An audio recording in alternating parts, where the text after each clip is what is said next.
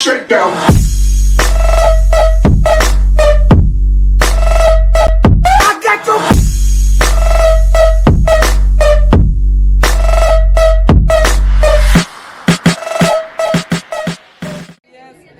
Somos el equipo compuesto por Omar Uribe, Byron Vera, Carlos Alfredo y Luis Villanueva, y vamos a entrevistar al profe William. Bueno, como primera pregunta, las preguntas más que nada son sobre la cultura yucateca. Y la primera pregunta que le haría sería que si conoce a algún escritor yucateco importante. Felipe Carrillo.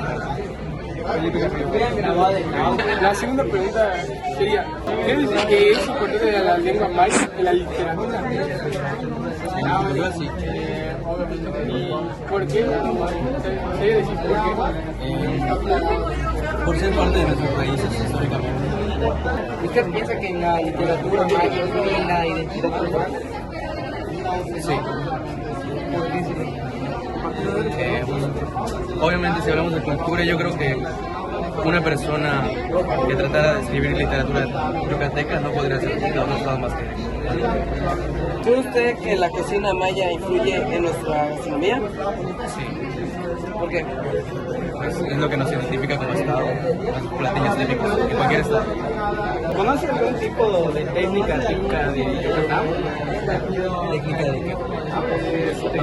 De preparación de alguna comida o algo por el estilo. No del todo, pero sí sé que hay varios platillos que son enterrados. O sea, se preparan con piedra caliente y pues, bajo tierra. ¿Considera que la gastronomía yucateca es importante? Sí, como cualquier tipo de gastronomía de cualquier estado. ¿Qué platillo típico conoce? Los papazules, un pipollo, la cochinita pibil. ¿Conoce alguna leyenda aquí de Yucatán? Que se fue como muy conocida. La historia. ¿Conoce la preparación de algún platillo regional? No del todo. Solo sé que, por ejemplo, el mupipollo o el pip se hace enterrado. Muchas gracias. Eso ya todo. Gracias, chicos. Shakedown. Buenos días, somos el equipo conformado por Omar Uribe, Omar Uribe, Byron Vera, Carlos Garrido y Luis Villanueva, y estamos entrevistando al profe Alberto. Bueno, como primera pregunta, que son preguntas típicas de Yucatán, es si conoce algún escritor yucateco importante. Escritores yucatecos, me voy más hacia compositores que tienen que ver con la música, por ejemplo Armando Manzanero, que son los más populares, y Montes de Oca, que es un compositor de trova. ¿Usted cree que es importante la lengua maya en la literatura? Sí, la lengua maya ha tenido diferentes evoluciones conforme el paso del tiempo. Actualmente creo que la literatura maya se va perdiendo un poquito, entonces pues sí tiene ahí como cierta importancia. ¿Usted piensa que la literatura maya influye en la identidad cultural? Sí, definitivamente todo lo que tenga que ver con literatura e historia, leyendas, escritos que provengan de la cultura maya, por supuesto que tienen influencia acá, ¿no? Justo lo que creemos, lo que escuchamos, lo que hablamos, inclusive cómo hablamos, tiene que ver precisamente con la literatura yucateca. ¿Y usted conoce platillos típicos de aquí de Yucatán? Que si conozco, sí conozco un montón. ¿Puede decir? Bueno, tenemos relleno negro, tenemos relleno blanco, tenemos, no sé si el escabeche de acá, seguro que sí, panuchos, salbutes, tamales polares, no sé, marcas así. ¿Conoce alguna elaboración de algún platillo, yucateco? Sí, por ejemplo, conozco, nunca lo he hecho, mi abuelito lo hacía, pero preparaba relleno negro, desde recado, tenía que quemar los chiles, molerlos, y luego preparar el pavo, entonces sí, está un poco laborioso. ¿Considera que la gastronomía yucateca es importante a nivel nacional?